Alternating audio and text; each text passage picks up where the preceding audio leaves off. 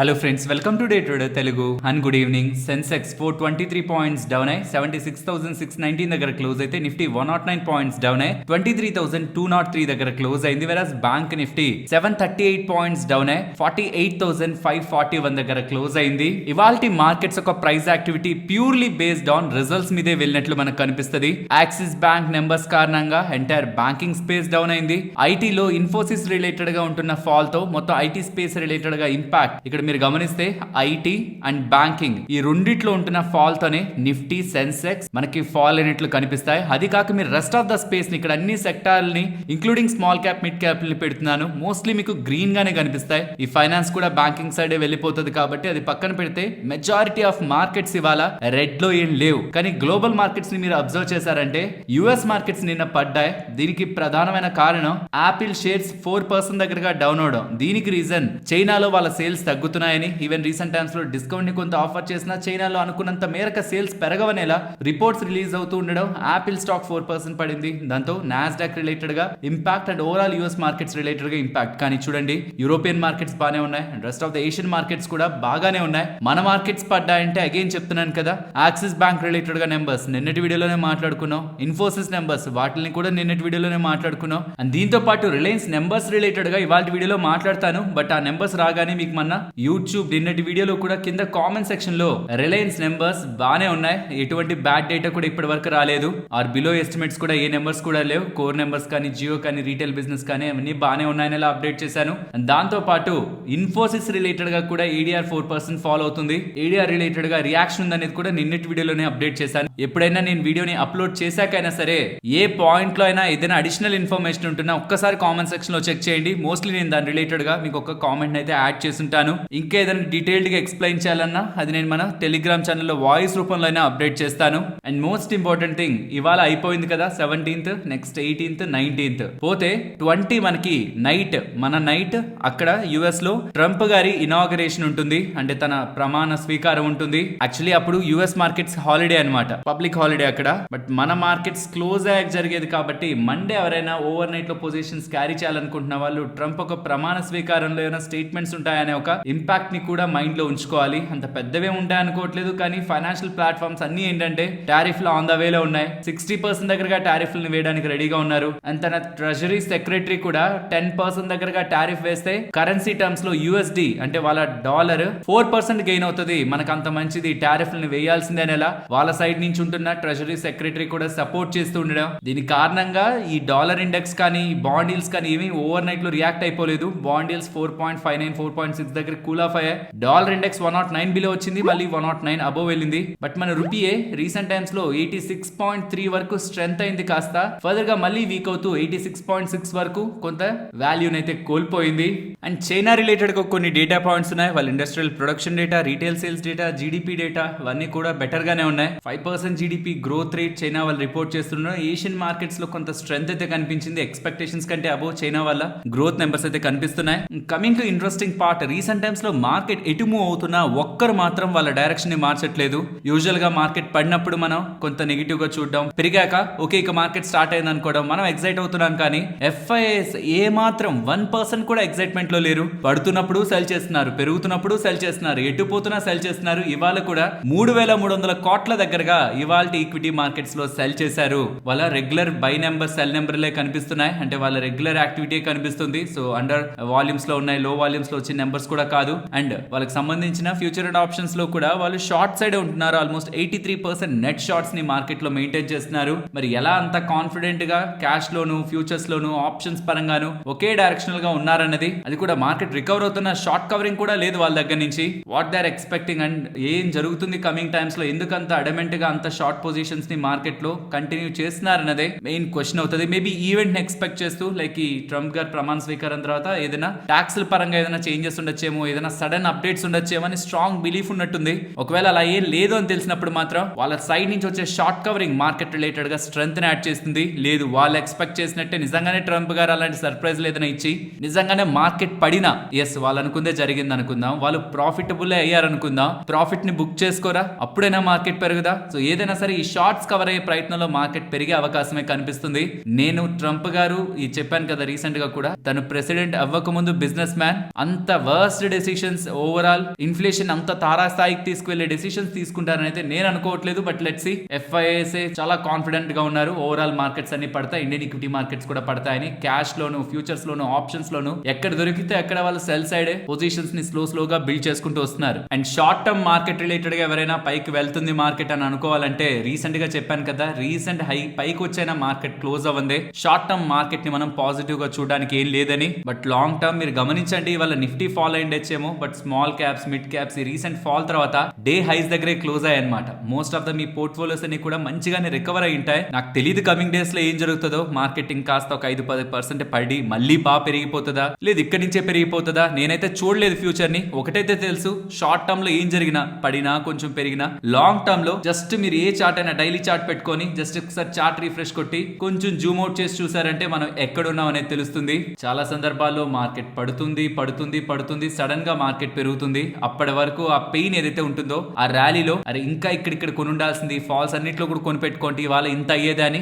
చెప్పుకోవడానికి ఇలా మనకు కనిపించిన ప్రతి ఫాల్ ఫ్యూచర్ నుంచి వెనక్కి తిరిగి చూస్తే మనకు ఒక ఆపర్చునిటీగానే కనిపించుంటుందన్న విషయం గుర్తుంచుకోవాలి. సో ఈవెన్ ఇక్కడి నుంచి ఇది ఇంకా పడుతూ ఇక్కడికి వచ్చినా సరే అల్టిమేట్ గా జర్నీ పైకే కాబట్టి లాంగ్ టర్మ్ ఇన్వెస్టర్స్ కంగారు పడాల్సిన నీడ్ లేదు. ఫ్రెండ్స్, ఇలా మార్కెట్ లో ఉంటున్న ఎంటైర్ డేటాను అనాలిసిస్ చేస్తూ కంటెంట్ ఇలా మీ ముందుకు తీసుకురావడానికి మేము పెట్టిన ఎఫర్ట్స్ మీకు వాల్యుబుల్ గా అనిపిస్తూ ఉంటే మన వీడియోని తప్పకుండా లైక్ చేయండి. ఫ్రెండ్స్, మార్కెట్ అప్డేట్స్ మాట్లాడే ముందు, ఫారెన్ పోర్ట్ఫోలియో ఇన్వెస్టర్స్ FIS చాలా స్టాక్స్ లో ఇండియన్ స్టాక్ మార్కెట్ లో సెల్ చేస్తున్నారు. భారీగా మనీని మన ఇండియన్ స్టాక్ మార్కెట్స్ నుంచి తీసుకువెళ్ళిపోతున్నారు అని అనుకుంటున్నాం కదా, కానీ వాళ్ళు కొన్ని పర్టికులర్ స్టాక్స్ లో వాళ్ళ వాటాని పెంచుకుంటున్నారు. ఆ స్టాక్స్ యొక్క నేమ్స్ ఇక్కడ మీకు స్క్రీన్ ముందు పెడుతున్నాను. ఎంత percent FPIs foreign portfolio investors ఈ పర్టికులర్ స్టాక్స్ లో వాళ్ళ వాటాని మార్చుకున్నారు, పెంచుకున్నారు. దాంతో కలిపి రీసెంట్ టైమ్స్ లో వాళ్ళ హోల్డింగ్ ఎంత ఉంది, పర్టికులర్ స్టాక్స్ లో FIS ఒక హోల్డింగ్ ఎంత ఉందన్న డేటా కూడా ఇక్కడ మీకు కనిపిస్తుంది. ప్రతి స్టాక్ లోని FIS అమ్మట్లేదు, కొన్ని స్టాక్స్ లో వాటాలను పెంచుకుంటున్నారు. అందులో ప్రధానంగా వేటిలో ఎక్కువ పెంచుకుంటున్నారన్న లిస్ట్ ఎకనామిక్స్ టైమ్స్ వాళ్ళకి సంబంధించిన డేటా ఇది. ఇందులో మీరు మీ పోర్ట్ఫోలియో హోల్డ్ చేస్తున్న స్టాక్ ఏదైనా ఉందా? నాకు సంబంధించి టెక్నో ఎలక్ట్రిక్ ఉంది. అలా మీకు ఏదైనా రిలేటెడ్ స్టాక్ ఉంటున్నా కామెంట్ సెక్షన్ లో మెన్షన్ చేయండి. ఫ్రెండ్స్, ఇక్కడ నేను మీకు స్క్రీన్ మీద పెట్టిన ఈ డేటా కొంత important data. Value quest internal research వాళ్ళకి సంబంధించింది. ఈ డేటాని మీరు కొంత జాగ్రత్తగా అబ్జర్వ్ చేశారంటే కమింగ్ టైమ్స్ లో మార్కెట్ లో మీరు ఎక్కడ ఎక్కువగా దృష్టి పెట్టాలి, ఎక్కడ మీకు మెగా ట్రెండ్స్ ఎవాల్వ్ అవుతున్నాయనేది అర్థమవుతుంది. ఇదంతా కూడా గ్లోబల్ CRDMO ఇండస్ట్రీకి సంబంధించింది. CRDMO అంటే మేబీ కన్ఫ్యూజ్ అవుతారేమో. CRO plus CDMO. ఏంటి CRO, ఏంటి CDMO? గతంలో కూడా చెప్పాను కదా, ఎంటైర్ మార్కెట్ లో ఫార్మా, హాస్పిటల్స్ ఇది ప్రెసెంట్ ఉంటున్న కండిషన్స్ లో బెటర్ గా ఉంటున్నవే. బట్ CDMO, CRO బిజినెస్ చేస్తున్న వాటి రిలేటెడ్ గా కమింగ్ టైమ్స్ లో కూడా ఒక మంచి ఆపర్చునిటీ ఉంటుందని ఎందుకో చెప్తాను. ఫస్ట్ ఈ డేటా గురించి మాట్లాడే ముందు అసలు ఎక్కడ ఎలాంటి ఆపర్చునిటీ ఎవాల్వ్ అవ్వడానికి ఛాన్స్ ఉందో చెప్తాను. మీరు ఒక ఫార్మా కంపెనీ అనుకుందాం, పెద్ద ఫార్మా కంపెనీ అనుకుందాం. మీరు రీసెర్చ్ చేసేటప్పుడు కంప్లీట్ గా ప్రతి వర్క్ మీరే చేయడానికి ప్రయత్నిస్తారా? అఫ్ కోర్స్ కొన్ని కాన్ఫిడెన్షియల్ థింగ్స్ ఉంటాయి, అవి మీ దగ్గరే పెట్టుకుంటారేమో. బట్ చాలా థింగ్స్ ని మీరు అవుట్ సోర్స్ చేస్తారు, పక్క వాళ్ళకి ఇస్తూ ఉంటారు. అక్కడ CRO కంపెనీస్ వస్తూ ఉంటాయి. ఒకవేళ మీరు డ్రగ్ డెవలప్మెంట్ స్టేజ్ లో ఉన్నారు, మొత్తం దాని రిలేటెడ్ గా మీరే ప్రాసెస్ చేసుకుంటూ వెళ్తారా? అలా అయితే చాలా డబ్బులు మీకు ఖర్చు అయిపోతుంది. అండ్ మ్యానుఫ్యాక్చరింగ్ పరంగా కూడా మీరే అన్ని తయారు చేసుకుంటూ వెళ్తే అన్నిటికీ మ్యానుఫ్యాక్చరింగ్ ఫెసిలిటీస్, మళ్ళీ దానికి USFDA అప్రూవల్స్, దానికి బదులు ఎవరెవరి దగ్గర అయితే అప్రూవల్స్ ఉన్నాయో, ఎవరెవరి దగ్గర అయితే వరల్డ్ క్లాస్ ఫెసిలిటీస్ ఉన్నాయో వాళ్ళకి అవుట్ సోర్స్ చేస్తారు కదా. ఇందులో ఎవరు పడితే వాళ్ళు రావచ్చా అంటే వాళ్ళ మ్యానుఫ్యాక్చరింగ్ ఫెసిలిటీస్ ఉండాలి, USFDA అప్రూవల్స్ ఉండాలి, ఆ పర్టికులర్ ఫీల్డ్ లో వాళ్ళకి కొంత ఎక్స్పర్టైజ్ ఉండాలి. సో ఇక్కడ మరీ స్ట్రాంగ్ మోట్ ఏం లేకపోతున్నా ఒక లిటిల్ మోట్ ఉంది. అండ్ ఎవరితో అయినా టైప్ అయ్యారనుకోండి, ఈ అవుట్ సోర్స్ చేస్తున్న కంపెనీస్ తో ఒకవేళ మంచి నెంబర్స్, మంచి క్వాలిటీ వాళ్ళు వీళ్ళకి అందిస్తున్నారు, మెయిన్ ఫార్మా కంపెనీస్ కి అందిస్తున్నారని ఆ మెయిన్ ఫార్మా కంపెనీకి ఐడియా ఉంటే కొంచెం డబ్బులు అటు ఇటు అయినా ఇంకొక కంపెనీకి మారనమాట. ఇండియా రిలేటెడ్ గా ఇక్కడ గమనించండి, గ్లోబల్ గా ఇండియా రిలేటెడ్ గా ఇది ఒక బిగ్ ఆపర్చునిటీగా ఎవాల్వ్ అవుతున్నట్లయితే మనకు అర్థమవుతుంది. కమింగ్ టైమ్స్ లో ఆల్రెడీ ఎగ్జిస్టింగ్ ఉన్న దాంట్లో చైనా ఉంది. ఇక్కడ బాగా అర్థం చేసుకోవాలి, చైనా 20% దగ్గరగా గ్రో అయింది. ఏది లాస్ట్ ఒక 5-6 ఇయర్స్ లో అనుకోండి 20% గ్రో అయింది. కానీ గ్లోబల్ గా ఉంటున్న చాలా మంది మ్యానుఫ్యాక్చరర్స్ చైనా నుంచి కాకుండా ఇతర కంట్రీస్ కి వెళ్ళాలని చూస్తున్నారా? అలా వెళ్లే ప్రయత్నంలో చాలా దేశాల్లో ఉన్నాయి CDMO బిజినెస్లు, CRO బిజినెస్లు. ఇండియా మాత్రమే స్పెషల్ అని కాదు, బట్ మన దగ్గర ఉంటున్న కంపెనీస్ కూడా వరల్డ్ క్లాస్ స్టాండర్డ్స్ ని మెయింటైన్ చేస్తూ స్ట్రాంగ్ గా సర్వీసెస్ ఇస్తూ ఉండేసరికి ఒకప్పుడు చాలా తక్కువగా ఉండే పోర్షన్ కాస్త ఇప్పుడు పెరుగుతూ మంచి దగ్గరకు వచ్చింది. కమింగ్ టైమ్స్ లో ప్రపంచ వ్యాప్తంగా చైనా కాకుండా వేరే దేశాలకు వెళ్ళాలంటున్నా ఇదే థింక్ ప్లే అవుతూ వెళ్తే ఇతర దేశాల్లోనూ బిజినెస్ బిజినెస్ పెరుగుతుంది. బట్ దానికంటే ఎక్కువగా మన ఇండియాలో ఈ CDMO అండ్ CRO బిజినెస్లు అయితే పెరుగుతాయి. కాబట్టి ఈ స్పేస్ లో ఉంటున్న కంపెనీస్ ని ఫోకస్ చేయడం, మీ వాల్యూ టైం దానికి ఇవ్వడం ఎటువంటి రాంగ్ అయితే కాదు. మరి దీంట్లో స్టాక్స్ పేర్లేంటి? రీసెంట్ గా వచ్చిన అకుమ్ డ్రగ్స్ దగ్గర నుంచి అంతకు ముందు నుంచి మనకున్న సింజిన్, విండ్లాస్ బయో, జూబిలెంట్ ఫార్మోవా, ఈవెన్ పిరమాల్ ఫార్మా, దివీస్ ఇలాంటి కంపెనీస్ అన్ని కూడా ఈ స్పేస్ అండర్ లోకి వస్తాయి. సో గ్లోబల్ గా ఫార్మా ఇండస్ట్రీ ఎక్స్పాండ్ అవుతుందే కానీ కాంట్రాక్ట్ ఎప్పుడు అవ్వదు. ఎందుకంటే మనుషులు జనాభా పెరుగుతూ ఉంటుంది, వాళ్ళకి సంబంధించిన జబ్బులు పెరుగుతూ ఉంటాయి, దానికి సంబంధించిన ఆపర్చునిటీస్ కూడా ఫార్మా కంపెనీస్ కి ఎప్పుడు పుష్కలంగా ఉంటాయి. కానీ వాళ్ళ డెవలప్మెంట్ లో ఎక్కడెక్కడైతే CDMO CRO కంపెనీస్ రిలేటెడ్ గా అవుట్ సోర్స్ చేయగలిగే స్కోప్ ఉంటుందో మోస్ట్లీ వాళ్ళు అదే చేయడానికి ప్రయత్నిస్తారు. కాబట్టి వీటి రిలేటెడ్ గా కూడా డెవలప్మెంట్ ఉంటుంది. మీకు ఒకప్పుడు పెద్ద పెద్ద ఐటీ కంపెనీస్ అన్ని కూడా ఇండియాలో ఉంటున్న చాలా చిన్న చిన్న ఐటీ కంపెనీస్ అన్నిటికీ అవుట్ సోర్సింగ్ ఇచ్చి మన ఇండియన్ ఐటీ కంపెనీస్ కూడా గ్లోబల్ గా ఎదిగాయి కదా. అలానే ప్రపంచవ్యాప్తంగా ఉన్న చాలా పెద్ద ఫార్మా కంపెనీస్ ఇండియన్ కంపెనీస్ తో టైఅప్ అయి మన ఇండియన్ కంపెనీస్ కి బిజినెస్ ని కమింగ్ ఫ్యూ ఇయర్స్ లో పెంచుతాయనేలా ఈ ఒక సింపుల్ ఇమేజ్ మనకి చెప్తుంది. సో కాబట్టి నాకు సంబంధించి ఇది కొంత పెద్ద ఆపర్చునిటీ లాగా కనిపిస్తుంది. కాబట్టి గతంలోనూ పలుమార్లు చెప్పాను అండ్ మళ్ళీ కూడా మీకు ఇది రిపీటెడ్ గా చెప్పాలని ప్రయత్నిస్తున్నాను. మీ ఫ్రీ టైమ్స్ లో దీని మీద ఒకసారి స్టడీ చేసి ఇందులో ఉన్న ప్లేయర్స్ ఏంటి, వాళ్ళకుంటున్న మార్జిన్స్ ఏంటి, వాళ్ళు ఏ కంపెనీస్ కి సర్వీసులను అందిస్తున్నారు, ఆ కంపెనీస్ తో ఎప్పటి నుంచి టైఅప్ అయినారు, ఎంటైర్ స్పేస్ రిలేటెడ్ గా ఉంటున్న డీటెయిల్స్ ని చూడడానికైతే ప్రయత్నించండి. ఈవెన్ నేను కూడా దీని రిలేటెడ్ గా ఆల్రెడీ చాలా వరకు వర్క్ చేశాను. కమింగ్ టైమ్స్ లో ఏదో ఒక రోజు మన ఛానల్లో కూడా దీని రిలేటెడ్ గా ఒక వీడియో అయితే వస్తుంది. బట్ ఐ స్ట్రాంగ్లీ సజెస్ట్ ఈలో మీరు కూడా ఎంతో కొంత వర్క్ చేస్తుంటే అప్పుడు నేను చెప్తున్నప్పుడు కూడా ఇదే కదా నేను కూడా చేశాను, ఇదే అనాలిసిస్ కదా నాకు కూడా ఉంది అని మీకు కూడా కాన్ఫిడెన్స్ బిల్డ్ అవుతుంది. కాబట్టి నేను వీడియో పెట్టే ముందే మీరు కూడా ఒకసారి స్టడీ చేయాలని అయితే నేను ఎక్స్పెక్ట్ చేస్తున్నాను. నెక్స్ట్ IREDA గురించి మాట్లాడుకోవాలి. IREDA వాళ్ళు Indian renewable energy development agency వాళ్ళు ఒక జాయింట్ వెంచర్ ని చాలా పీపుల్ తో ఫామ్ చేస్తున్నారు. Like SJVN, GMR energy and Nepal electricity authority NEA ఈ ముగ్గురుతో కలిపి IREDA వాళ్ళు జాయింట్ వెంచర్ ని ఫామ్ చేసి జాయింట్ వెంచర్ అగ్రిమెంట్ ని కుదుర్చుకొని నేపాల్లో 900 megawatt hydro electric project development related గా వర్క్ చేయబోతున్నారని ఎలా అప్డేట్స్ చేస్తున్నారు.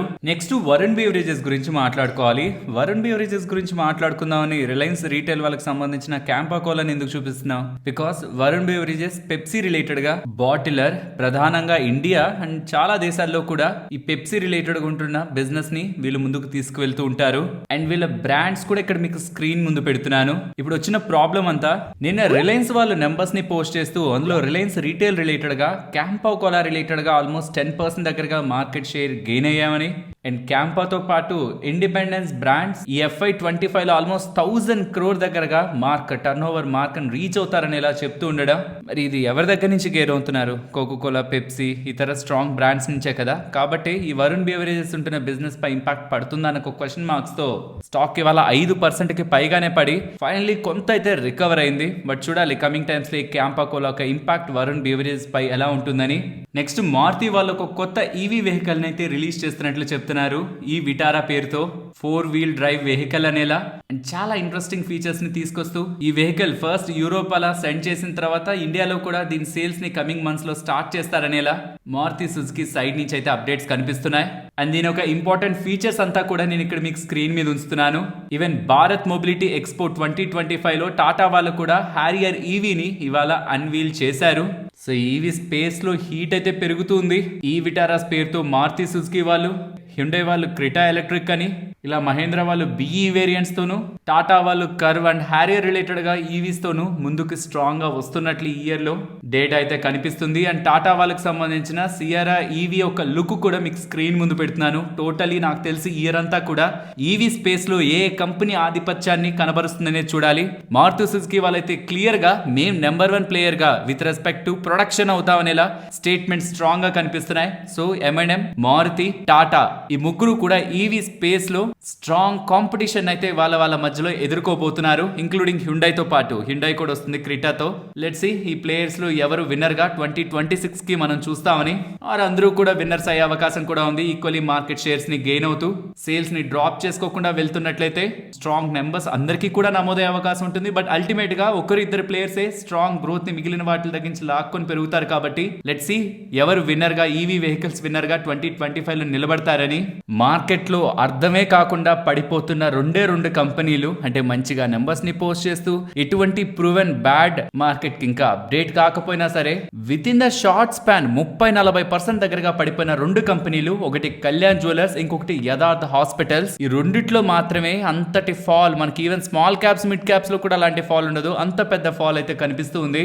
ఈవెన్ ఇవాళ కూడా కళ్యాణ్ జ్యువెలర్స్ అయితే ఏకంగా 7-8% దగ్గరగా పడింది, యథార్థ హాస్పిటల్స్ కూడా పడింది. ఈ రెండు కంపెనీస్ కూడా క్లారిఫికేషన్స్ మీద క్లారిఫికేషన్స్ ఇస్తున్నాయి. ఇది నిన్నటి వీడియోలో కూడా మాట్లాడాను, కళ్యాణ్ జ్యువెలర్స్ గురించి మాట్లాడాను. వాళ్ళ ప్రమోటర్స్ వార్బర్ పింకస్ వాళ్ళ దగ్గర నుంచి కొన్న వాటా, ఈ మొత్తం డెవలప్మెంట్స్ అండ్ వాళ్ళు పెట్టిన ఇన్వెస్టర్ కాన్ఫరెన్స్ లో కూడా వాళ్ళు ఇలాంటి హెలికాప్టర్స్ ఏరోప్లేన్స్ ని కొనట్లేదని ఇచ్చిన క్లారిఫికేషన్స్ ఎన్ని చెప్తున్నా సరే సమ్వేర్ మార్కెట్ లో బిగ్ పీపుల్ నాకు ఎందుకు తలనొప్పి అనుకొని మ్యూచువల్ ఫండ్స్ కొంత ఎగ్జిట్ అవుతున్నట్లయితే కనిపిస్తుంది. చూడాలి ఆ సెల్లింగ్ ఎక్కడ ఆగుతుందని. ఈవెన్ యథార్థ హాస్పిటల్స్ కూడా నిన్న క్లారిఫికేషన్ ఇచ్చారని చెప్పాను నిన్నటి వీడియోలోనే, మార్కెట్ క్లోజ్ దాకా వచ్చింది క్లారిఫికేషన్. దీంతో అయినా సరే ఇవాళ పతనం ఆగుతుందేమో అనుకుంటే ఇవాళ కూడా స్టాక్ లో 4% దగ్గరగా ఫాల్ కనిపించింది. సో ఎవరైనా ఈ రెండు కంపెనీల్లో ఇన్వెస్ట్మెంట్ చేసిన వాళ్ళు ఉంటే ఒక్కసారి కామెంట్ సెక్షన్ లో చెప్పడానికి ప్రయత్నించండి, ఎస్ మేము ఈ కంపెనీని పోర్ట్ఫోలియోలో హోల్డ్ చేస్తున్నామని. ఒకవేళ అలా ఎక్కువగా ఉన్నారనుకోండి, ఇంకా దీని రిలేటెడ్ గా మోర్ ఎఫర్ట్స్ పెట్టి ఇంకేమైనా డీటెయిల్స్ ని తెలుసుకొని మన వాళ్ళకి చెప్పడానికి అయితే ప్రయత్నిస్తాను, ఇంకొంచెం క్లోజ్ గా ట్రాక్ చేయడానికి ప్రయత్నిస్తాను. బికాస్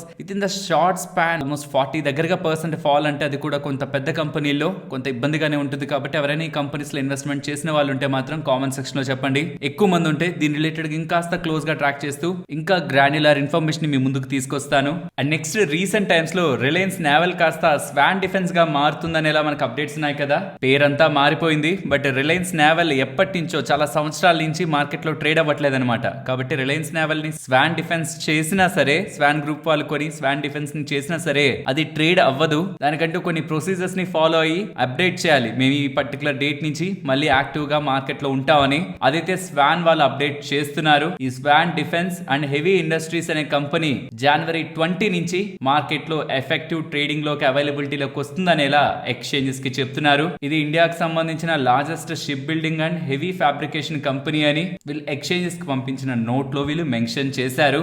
నెక్స్ట్ నిన్న అప్పర్ లేయర్ ఎన్బిఎఫ్సి రిలేటెడ్ గా ఆర్బీఐ వాళ్ళు ఒక సర్క్యులర్ ని రిలీజ్ చేశారు. అందులో 14-15 కంపెనీస్ దగ్గరగా మనకి నేమ్స్ ఉంటాయి. అందులో మనం గమనించాల్సింది రెండు కంపెనీస్ ని, ఆ రెండు కూడా టాటాకి సంబంధించినవే, Tata Sons and Tata capital. 4th దగ్గర ఉన్న టాటా సన్స్, 9th దగ్గర ఉన్న టాటా క్యాపిటల్. ఎందుకు ఇంపార్టెంట్ అంటే యాజ్ పర్ ఆర్బీఐ రూల్స్ ఇవన్నీ కూడా సెప్టెంబర్ 2025 లోపు మార్కెట్ లో లిస్ట్ అవ్వాలన్నమాట. కానీ టాటా సన్స్ వాళ్ళు ఏమని అడిగారంటే మమ్మల్ని ఆ కేటగిరీ నుంచి డీలిస్ట్ చేయండి అనేలా ఆర్బీఐకి రిక్వెస్ట్ చేశారు. అది ఇంకా స్టిల్ రివ్యూలో ఉందనేలా వీళ్ళ ఫుట్ నోట్ ఒక మెన్షనింగ్ ని బట్టి కూడా మనం అర్థం చేసుకోవచ్చు. సో టాటా సన్స్ ఐపీఓకి వస్తుందా రాదా అనేది ఆర్బీఐ చేతిలో ఉంది. ఒకవేళ టాటా సన్స్ వాళ్ళు పెట్టుకున్న విజ్ఞప్తిని వాళ్ళు అంగీకరించి వాళ్ళు మీరు రావాల్సిన అవసరం లేదు ఐపీఓకి అనేస్తే ఖచ్చితంగా టాటా సన్స్ ఐపీఓకి రాదు. లేదు మీరు రావాలంటే ఖచ్చితంగా రావాల్సిందే. అక్కడ మనకి 50-50 ఛాన్సెస్ ఉన్నాయి. కాబట్టి దాని గురించి కాదు, టాటా క్యాపిటల్ గురించి మాట్లాడుకుందాం. ఇదైతే ఖచ్చితంగా రావాల్సిందే. మోస్ట్లీ ఐపీఓ ప్లాన్స్ ఉన్నాయనేలా కూడా గతంలో మీరు చాలా ఫైనాన్షియల్ ప్లాట్ఫామ్స్ లో డేటాల్ని చూసే ఉంటారు. సో కమింగ్ టైమ్స్ లో టాటా నుంచి అయితే ఒక ఐపీఓ వస్తుంది. ప్రాబబుల్లీ అది టాటా క్యాపిటల్ ఐపీఓ అవ్వడానికి అవకాశం ఉంది. మరి దీంట్లో ఏమైనా షేర్ హోల్డింగ్ ప్యాటర్న్ ఏమైనా వర్క్ అవుతుందా అంటే మెజారిటీ ఆఫ్ వాటాని టాటా సన్స్ వాళ్ళే హోల్డ్ చేస్తున్నారు. ఇది ఇంకా మార్కెట్ లో లిస్ట్ అయిన కంపెనీ కాదు కదా. మరి లిస్ట్ అయిన టాటా కంపెనీస్ ఏదైనా పెద్ద మొత్తంలో వాటా హోల్డ్ చేస్తుందా అంటే అది టాటా మోటార్స్ అనమాట. వాళ్ళ దగ్గర ఉంటున్న టాటా మోటార్స్ ఫైనాన్స్ ని ఈ టాటా క్యాపిటల్ లో మర్జ్ చేసిన తర్వాత వాళ్ళ దగ్గర 4.7% దగ్గరగా వాటా ఉంది టాటా క్యాపిటల్ లో. ఏదైనా షేర్ హోల్డింగ్ ఇస్తే ఈ కంపెనీకి ఇవ్వాలి. బట్ టాటా గ్రూప్ కి సంబంధించిన కంపెనీలు కూడా ఇందులో వాటాని హోల్డ్ చేస్తున్నాయి. కాబట్టి అసలు షేర్ హోల్డింగ్ అనే మాటే లేకుండా కూడా ఈ ఐపీఓ మార్కెట్ లోకి రావచ్చు. ఒకవేళ షేర్ హోల్డింగ్ ఉంది, షేర్ హోల్డర్ కేటగిరీ ఉంది అంటే మాత్రం అది టాటా మోటార్స్ కి ఇచ్చే అవకాశమే ఎక్కువ. ఫ్రెండ్స్, ఇలా న్యూస్ అప్డేట్స్ ని అనాలిసిస్ చేస్తూ మీ ముందుకి కంటెంట్ తీసుకురావడానికి మేం పెడుతున్న ఎఫర్ట్స్ మీకు వాల్యుబుల్ గా అనిపిస్తూ ఉంటే మన వీడియోని తప్పకుండా లైక్ చేయండి. ప్రమోటర్స్ కొంతమంది గ్రూప్ ఆఫ్ పీపుల్ తో కలిపి పంపండం స్కామ్స్ ఎలా చేసి ₹10 ఉన్న స్టాక్ల్ని 100లోకి ఎలా తీసుకువెళ్ళిపోతారో ఈ వీడియోలో ఎక్స్ప్లెయిన్ చేశాను కదా. ఎగ్జాక్ట్లీ అదే పనులు చేస్తూ కొన్ని ఎస్ఎంఈ గ్రూప్ కు సంబంధించిన కంపెనీస్ దొరికిపోతూ ఉండడం, ఆ కంపెనీస్ ని పచేలి ఇండస్ట్రీస్ ఫైనాన్స్ తో పాటు ఇంకొక 6 కంపెనీస్ ని స్టాక్ మార్కెట్ రిలేటెడ్ గా చేస్తున్న యాక్టివిటీస్, రాంగ్ యాక్టివిటీస్ కారణంగా సెబీ బ్యాన్ చేయడం అయితే జరిగింది. అందులో ఈ కంపెనీ పేరు వినిపిస్తుంది కాబట్టి కంపెనీని కొంత అర్థం చేసుకునే ప్రయత్నం చేస్తే సుమారుగా ₹1 కోటి కూడా ప్రాఫిట్ లేని కంపెనీకి మన వాళ్ళు ఇచ్చిన మార్కెట్ క్యాపిటల్ 4,000 కోట్లు. ఇవాళ సెబీ వాళ్ళు అప్డేట్ చేసేసరికి స్టాక్ ఇవాళ లోయర్ సర్క్యూట్ కి వెళ్ళింది. కానీ గత కొద్ది రోజుల నుంచి మీరు గమనిస్తే ₹11 దగ్గరగా ఉన్న స్టాక్ ₹78కి తీసుకువెళ్ళిపోవడం. అండ్ అసలు ఎలా వెళ్ళిందని చూస్తే ప్రమోటర్సే సస్పీషియస్ యాక్టివిటీస్ ద్వారా పంపడం చేసి ఈ స్టాక్ స్టాక్ ని ఇంతలా మూవ్ చేశారనేలా సెబీ వాళ్ళు కనుక్కొని నాట్ ఓన్లీ కంపెనీ ఇంకొక 6 కంపెనీస్ ని మార్కెట్స్ నుంచి బయట పెట్టాలనే ప్రయత్నం అండ్ ప్రమోటర్స్ రిలేటెడ్ గా కూడా శిక్షలు విధించే ప్రయత్నం సెబీ వాళ్ళైతే చేశారు. ఫ్రెండ్స్, ఈ కంపెనీ అని కాదు, గతంలో నేను ఇలాంటి కంపెనీస్ రిలేటెడ్ గా లైవ్ ఎగ్జాంపుల్స్ తీసుకొని మరి చాలా వాటి రిలేటెడ్ గా ఎక్స్ప్లెయిన్ చేశాను. బట్ ఎంత ఎక్స్ప్లెయిన్ చేసినా మీరు ఈ వీడియోని చూసారంటే మార్కెట్ లో ఏ రకమైన స్కామ్స్ జరుగుతుంటాయి అండ్ ఎలాంటి వాటి రిలేటెడ్ గా మనం అలర్ట్ అవ్వాలన్న డేటా మీకు క్లారిటీ వస్తుంది. ఇది ఎండ్ కార్డ్స్ లో ఈ వీడియోని ఇస్తున్నాను, ఇవాళ అయితే మిస్ అవ్వద్దు.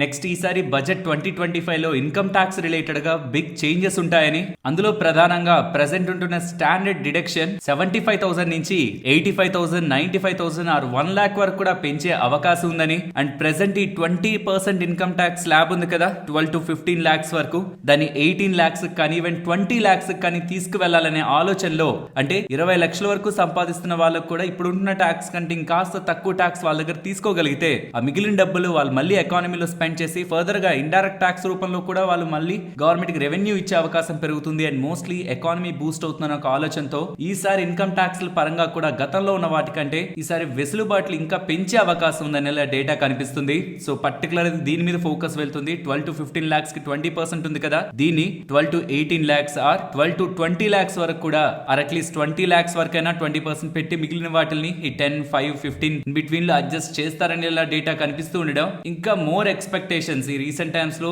ఇన్కమ్ ట్యాక్స్ పరంగా మోర్ ఎక్స్పెక్టేషన్స్ బడ్జెట్ పైన అయితే పెరుగుతూ ఉన్నాయి. ఫ్రెండ్స్, ఇలా జరిగింది అనుకోండి ఓవరాల్ స్టాక్ మార్కెట్ కి మంచిదే. వెల్, దీంతో పాటు ఎటువంటి ట్యాక్స్ హైక్ కూడా మనకి ఈసారి లాంగ్ టర్మ్ క్యాపిటల్ గెయిన్స్ పరంగాను, షార్ట్ టర్మ్ క్యాపిటల్ గెయిన్స్ పరంగాను or future and options trading పరంగాను వేటి రిలేటెడ్ గా కూడా స్టాక్ మార్కెట్ కి అగైనెస్ట్ గా ఎటువంటి అప్డేట్స్ రాకపోతుండడమే ఇక్కడ ట్యాక్స్లు తగ్గిస్తే మార్కెట్ రియాక్ట్ అయ్యేదానికంటే అది ఇంపార్టెంట్ అనేది అయితే నేను నమ్ముతాను. సో మార్కెట్ లో ఏవైతే స్పెక్యులేషన్స్ ఉన్నాయో 18 lakhs, 20 lakhs వరకు కూడా 20% మ్యాక్స్ ట్యాక్స్ ఉంటుంది అనేలా, ఈసారి చేంజెస్ ఉంటాయి బడ్జెట్ లో అనేలా మీకు ఏమైనా కొంచెం అది ఎక్సైట్మెంట్ ని క్రియేట్ చేస్తుందా? ఈసారి ఉంటదేమో అని ఒక చిన్న ఆశ ఏమైనా కలుగుతుందా? ఆర్ వచ్చినప్పుడు చూద్దాంలే అవన్నీ జరిగే పనులు కాదని అనుకుంటున్నారా? నెక్స్ట్, కేఆర్ఎన్ హీట్ ఎక్స్చేంజర్ గురించి మాట్లాడుకోవాలి. రీసెంట్ గా వచ్చి లిస్ట్ అయిన కంపెనీ ఇవాళ పెరగడానికి ప్రధానమైన కారణం ఫేమస్ ఇన్వెస్టర్ ముకుల్ అగర్వాల్ గారి పేరు వీళ్ళ షేర్ హోల్డింగ్ లో రిఫ్లెక్ట్ అవుతూ ఉండడం. ఆల్మోస్ట్ 1.6% వాటా తన హోల్డ్ చేస్తున్నారని డేటా ఫైనాన్షియల్ ప్లాట్ఫామ్స్ లో కనిపిస్తూ ఉండడం. అలాంటి పెద్ద ఇన్వెస్టర్ ఎంటర్ అవుతున్నారంటే స్టాక్ లో ఏదో చూసే కదా ఎంటర్ అయింటారని మార్కెట్ లో ఉంటున్న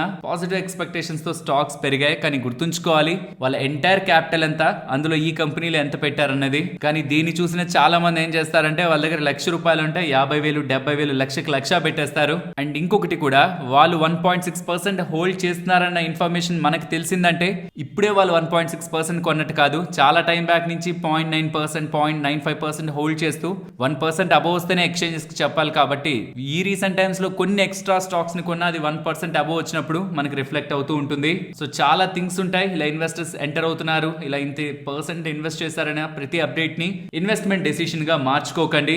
నెక్స్ట్, ఎగ్జికాన్ టెలి సిస్టమ్స్ గురించి మాట్లాడుకోవాలి. వీళ్ళు హార్మోనీ బూస్ట్ చార్జెస్ ని లాంచ్ చేస్తున్నట్లు అప్డేట్స్ చేస్తున్నారు.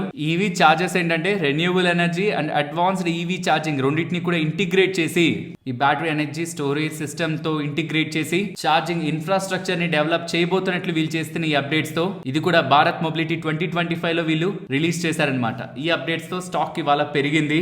నెక్స్ట్, ఇన్నోవేటర్స్ ఫెకేట్ సిస్టమ్స్ గురించి మాట్లాడుకోవాలి. స్టాక్ ఇవాళ ఇంతలా పెరగడానికి ప్రధానమైన కారణం వీళ్ళకి బ్యాక్ టు బ్యాక్ 2 ఆర్డర్స్ వస్తున్నట్లు అప్డేట్స్ కనిపిస్తున్నాయి. కే రహేజా గ్రూప్ దగ్గర నుంచి 60 కోట్లకు విలువ చేసే order and Tata consultancy TCS వాళ్ళ దగ్గర నుంచి 70 కోట్లకు విలువ చేసే ఆర్డర్ ఈ ఇన్నోవేటర్స్ ఫెకేట్ సిస్టమ్స్ వాళ్ళకి లభిస్తున్నట్టు అప్డేట్స్ చేస్తున్నారు. కాబట్టి స్టాక్ ఇవాళ 20% అప్పర్ సర్క్యూట్ లో క్లోజ్ అయింది. నెక్స్ట్, బజాజ్ హెల్త్ కేర్ గురించి మాట్లాడుకోవాలి. వీళ్ళకి ఇండియాలో మెగ్నీషియం ఎల్ థ్రియోనేట్ రిలేటెడ్ గా manufacturing, marketing and selling related గా వీళ్ళకి అప్రూవల్ ఆర్ కాంట్రాక్ట్ లభించినట్టు. ఎవరి దగ్గర నుంచి అప్రూవల్ లభించింది, దీనికి సంబంధించిన రైట్స్ ఎవరి దగ్గర అయితే ఉన్నాయో థ్రియోటెక్ అనే కంపెనీ దగ్గర నుంచి లభించిందనేలా ఇక నుంచి ఇండియాలో వీళ్ళు ఈ పర్టికులర్ డ్రగ్ ని బిజినెస్ చేస్తారనేలా ఎక్స్చేంజెస్ కి అప్డేట్ చేస్తూ ఉండడం స్టాక్ ఇవాళ పెరిగింది. నెక్స్ట్, రిజల్ట్స్ గురించి మాట్లాడుకుందాం. మాట్లాడుకునే ముందు ఈ ఎంటైర్ ఈ రిలయన్స్ ఇండస్ట్రీస్ లో ఏ పార్ట్స్ ని ఎవరెవరు మేనేజ్ చేస్తున్నారు అండ్ వాళ్ళ బ్యాక్గ్రౌండ్ ఏంటనేది మీకు స్క్రీన్ ముందు పెడుతున్నాను. నెక్స్ట్, వీళ్ళ ఓవరాల్ నెంబర్స్ ని మీరు గమనించారంటే వీళ్ళ రెవెన్యూ 7% పెరిగాయి, ప్రాఫిట్ ఆల్మోస్ట్ 7.3% దగ్గరగా పెరుగుంటుంది. మెయిన్ గా వీళ్ళ oil to chemical segment revenue పరంగా చూస్తే 6% దగ్గరగా ఇంప్రూవ్ అయింది. వెరాజ్ వీళ్ళ రీటైల్ రిలేటెడ్ గా business year on year comparison లో 7% పెరిగి ప్రాఫిట్ 10% పెరిగి highest quarter on quarter growth in last 12 quarters గా రిలయన్స్ రీటైల్ నెంబర్స్ ఉంటే జియో ప్లాట్ఫామ్స్ కూడా రెవెన్యూస్ 19% పెరిగి ప్రాఫిట్ 26% పెరుగుతూ ఫర్ ద ఫస్ట్ టైం వీళ్ళ ARPU average revenue per user Jio వాడుతున్న వాళ్ళ దగ్గర యావరేజ్ గా పర్ నెల ఎంత సంపాదించుకుంటున్నారు అనేది 200 మార్క్ క్రాస్ చేసింది. అండ్ రిలయన్స్ డెట్ ఆల్మోస్ట్ 1% తగ్గింది, అదేం పెద్ద విషయం కాదు. ఆల్మోస్ట్ 1,15,000 కోట్ల దగ్గరగా అలానే ఉంది, డెట్ పెరగలేదు. But overall numbers Reliance related గా మార్కెట్ ఎక్స్పెక్టేషన్స్ కంటే అబోవ్ నే ఉన్నాయి కాబట్టి స్టాక్ ఇవాళ పాజిటివ్ గా రియాక్ట్ అయింది. అండ్ ఇన్ఫాక్ట్ ఇన్ఫోసిస్ నెంబర్స్ గురించి నిన్నటి వీడియోలోనే మాట్లాడాను, యాక్సిస్ నెంబర్స్ గురించి మాట్లాడాను, రిలయన్స్ నెంబర్స్ ని ఇప్పుడు మాట్లాడాను. ఫ్రెండ్స్, ఇన్ఫోసిస్ పరంగా స్టాక్ పడింది కదా అని నెంబర్స్ ని బ్యాడ్ గా చూడడానికి ఏం లేదు, నెంబర్స్ బాగానే ఉన్నాయి. బట్ ఈవెన్ ప్రీవియస్ గా ఈ నెంబర్స్ రాకముందు స్టాక్ ఎలా ఉండేది, స్టాక్ బాగా పెరిగిందా ఆర్ బాగా పడిందా, ఆర్ ఇంకా మార్కెట్ ఎక్స్ట్రాడినరీ నెంబర్స్ ని ఎక్స్పెక్ట్ చేసిందా, అది నెంబర్స్ లో మనకు ఆఫ్టర్ నెంబర్స్ లో రియాక్షన్ కనిపిస్తూ ఉంటుంది. కాబట్టి ఉన్న నెంబర్స్ ని బ్యాడ్ అనుకోవడానికి లేదు, నెంబర్స్ బాగానే ఉన్నాయి. యాక్సిస్ బ్యాంక్ నెంబర్స్ వీక్ గానే ఉన్నాయి, బట్ స్టిల్ చెప్పాను కదా 1330 దగ్గర స్టాక్ పడింది. ఇంపార్టెంట్ సపోర్ట్స్ దగ్గర ప్రెసెంట్ ఉంది. సో ఆల్రెడీ బ్యాడ్ అంతా బ్యాంకింగ్ స్పేస్ లో ఆల్రెడీ రిఫ్లెక్ట్ అయింది. సో ఈ రెండు ఇవాళ పడినా సరే అంత టూ మచ్ వర్స్ట్ గా వాటిని అసహించుకునే విధంగా అయితే చూడకండి. రిలయన్స్ నెంబర్స్ మాత్రం రీసెంట్ టైమ్స్ లో బాగా పడింది కదా, ఈసారి వచ్చిన నెంబర్స్ మాత్రం కొంత ఉపశమనంగానే ఇన్వెస్టర్స్ కి ఓకే బానే ఉంది కదా రిలయన్స్ అని ఎలానే ఉన్నాయి. అండ్ ఈవెన్ ఆ నెంబర్స్ తర్వాత various broking and investment banks మూడిటి పరంగా ఎలాంటి వాళ్ళ ఒపీనియన్ తో ఉన్నారనేది కూడా ఇక్కడ మీరు స్క్రీన్ మీద గమనించవచ్చు. నెక్స్ట్ బల్క్ కెమికల్స్ ని మ్యానుఫ్యాక్చర్ చేసే చాలా చిన్న కంపెనీ, 1000 కోట్ల కంటే తక్కువ మార్కెట్ క్యాపిటల్ ఉన్న కంపెనీ. నెంబర్స్ వచ్చాయి, నెంబర్స్ చాలా ఇంట్రెస్టింగ్ అనిపించేసరికి చెప్తున్నాను. Quarter on quarter and year on year లో మీరు చూసారంటే రెవెన్యూస్ ఇంప్రూవ్ అయ్యాయి, మార్జిన్స్ ఇంప్రూవ్ అవుతున్నాయి, దీంతో ప్రాఫిటబిలిటీ మల్టిప్లై అయింది ఏకంగా. కాబట్టి అమల్ లిమిటెడ్ అని ఈ బల్క్ కెమికల్స్ తయారు చేసే కంపెనీ ఇంతలా స్ట్రాంగ్ గా ఇవాళ పెరిగింది. నెక్స్ట్ ఇండియన్ హోటల్స్ గురించి మాట్లాడుకోవాలి. ఫ్రెండ్స్, హోటల్ కంపెనీస్ లో రాజు ఎవరైనా ఉన్నారంటే అది ఇండియన్ హోటల్స్ అనేలా హోటల్ స్టాక్స్ గురించి మాట్లాడుతున్న ప్రతిసారి చెప్పానా, రాజు తన పొజిషన్ ని కోల్పోలేదు. ఎంత సాలిడ్ నెంబర్స్ ని పోస్ట్ చేశారంటే రీసెంట్ టైమ్స్ లో ఓవర్ వాల్యుయేషన్ కి వెళ్ళిపోయిందన్న జోన్ నుంచి వీళ్ళు ఇప్పుడు పోస్ట్ చేసిన నెంబర్స్ తో ఇది కూడా తక్కువే కదా అనే ఒక జోన్ లోకి ఇండియన్ హోటల్స్ నెంబర్స్ అయితే కనిపిస్తున్నాయి. Strong growth not only in terms of revenues, margins ని ఈ పాయింట్ లో కూడా మార్జిన్స్ ని ఇంప్రూవ్ చేసుకుంటూ ప్రాఫిటబిలిటీని హైయర్ సైడ్ ఎలివేటెడ్ గా ఇండియన్ హోటల్స్ పోస్ట్ చేస్తుండడం ఇది బియాండ్ మార్కెట్ ఎక్స్పెక్టేషన్ నెంబర్స్ గానే మనం చూడాలి. నెక్స్ట్ ఎస్జీ ఫిన్సర్వ్ వాళ్ళు కూడా వాళ్ళ నెంబర్స్ ని పోస్ట్ చేశారు. Year on year and quarter on quarter comparison లో రెవెన్యూస్ మార్కెట్ ఎక్స్పెక్టేషన్స్ కంటే బెటర్ ఉన్నాయి. ఇయర్ ఆన్ ఇయర్ లో రెవెన్యూ తగ్గినట్లు కనిపిస్తుంది, బట్ అది కూడా మార్కెట్ ఎక్స్పెక్టేషన్స్ కంటే బెటరే. వెరాస్ మార్జిన్స్ ఇంప్రూవ్ అవుతున్నాయి, దీంతోనే ప్రాఫిటబిలిటీ ఇయర్ ఆన్ ఇయర్ తో కంపేర్ చేసిన ఈసారి స్ట్రాంగ్ గానే మనకి డెలివర్ అవుతుంది. Because of this margin expansion overall numbers లో బాటమ్ లైన్ నెంబర్స్ లో స్టెబిలిటీ ఉంది. ఎస్జీ ఫిన్సర్వ్ నెంబర్స్ కూడా బానే ఉన్నాయి. నెక్స్ట్ టెక్ మహేంద్ర నెంబర్స్ అలా ఎక్స్ట్రాడినరీగా లేవు, అలా అని బ్యాడ్ గాను లేవు, ఓకే మార్కెట్ ఎక్స్పెక్టేషన్స్ కి నియర్ గానే ఉన్నాయి. అండ్ వాళ్ళు రిలేటెడ్ గా ఉన్న కీ డేటా మీకు స్క్రీన్ మీద పెడుతున్నాను. రెవెన్యూస్ కానీ, ఆపరేటింగ్ ప్రాఫిట్ కానీ, క్యాష్ ఫ్లోస్ కానీ, న్యూ డీల్ విన్స్ కానీ ఇవన్నీ కూడా యాజ్ పర్ మార్కెట్ ఎక్స్పెక్టేషన్స్ ఉన్నాయి. నెక్స్ట్ విప్రో గురించి మాట్లాడుకోవాలి. విప్రో వాళ్ళ నెంబర్స్ మీకు స్క్రీన్ మీద పెడుతున్నాను. రెవెన్యూస్ ఫ్లాట్ గా ఉన్నాయి, ప్రాఫిట్ 24% ఇంప్రూవ్ అవుతూ, లార్జ్ బుకింగ్ 7% ఇంప్రూవ్ అవుతూ, వీళ్ళ రిలేటెడ్ గా ఉన్న సెగ్మెంటల్ వైడ్ రెవెన్యూలో కూడా ఎక్స్పెక్టెడ్ లానే వీళ్ళ నెంబర్స్ ని పోస్ట్ చేశారు. అక్కడ కూడా ఏం సర్ప్రైజ్ లేవు. అండ్ వీళ్ళు 6 రూపీస్ ఇన్ టర్మ్ డివిడెండ్ ని ప్రకటించారు. అండ్ దానికి రికార్డ్ డేట్ 28th జనవరి, 15th ఫెబ్ లోపు ఈ డివిడెండ్ బ్యాంక్ అకౌంట్ లో పడుతుందని చెప్తున్నారు. Both Tech Mahindra and Wipro as expected గానే నెంబర్స్ ఉన్నాయి. నెక్స్ట్ నిఫ్టీ అలాగే bank Nifty support and resistance present ఉన్న లెవెల్స్ నుంచి down side 23,040 and below 22,940 important supports. ఇక్కడ నుంచి అప్ సైడ్ రీసెంట్ టైమ్స్ లో ఉంటున్న రెసిస్టెన్స్ 23,370 దగ్గర అబ్జర్వ్ చేయండి. ఇదే రీసెంట్ హైస్ కూడా. సో దాని అబోవ్ క్లోజ్ అవుతుంటే మనకి కన్ఫర్మేషన్ షార్ట్ టర్మ్ కాబట్టి ఈ జోన్ అబోవ్ క్లోజ్ అవుతుంటే మనకి ఇంపార్టెన్స్ పెరుగుతుంది. సో ఇక్కడ నుంచి ఇమీడియట్ గా 23,370 important resistance and above 23,450 important resistance. And coming to bank Nifty present ఉన్న లెవెల్స్ నుంచి డౌన్ సైడ్ 48,470 బిలో 48,190. ఇక్కడ నుంచి అబోవ్ వస్తుంటే 48,650 above 48,840 major levels of resistance గా కనిపిస్తూ ఉన్నాయి. మరొక ఇంట్రెస్టింగ్ వీడియోతో మళ్ళీ మీ ముందుకు వస్తాను. అంతవరకు టేక్ కేర్, జై హింద్.